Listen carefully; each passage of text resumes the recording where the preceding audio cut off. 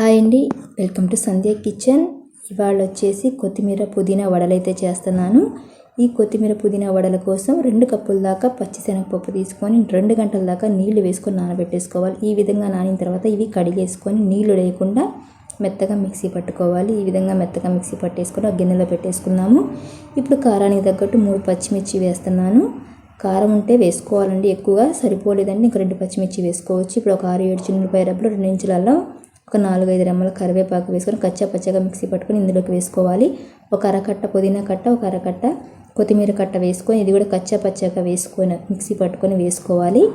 ఇలా వేసుకున్న తర్వాత ఇప్పుడు ఇందులోకి రుచికి తగ్గట్టు సాల్ట్ వేసుకోవాలి. 1 స్పూన్ దాకా జీలకర్ర వేసుకోవాలి. ఒక పెద్ద సైజు ఉల్లిపాయ చిన్న ముక్కలుగా కట్ చేసుకొని వేసుకొని ఇదంతా కలిపేసుకొని చూపించిన విధంగా ఈ విధంగా మనం వడల్లాగా తయారు చేసుకోవాలి. ఇప్పుడు పక్కన గ్యాస్ ఆన్ చేసుకొని కడాయి పెట్టుకొని ఆయిల్ వేసుకొని ఆయిల్ వేడైన తర్వాత ఈ వడలని ఇందులోకి వేసుకుందాము.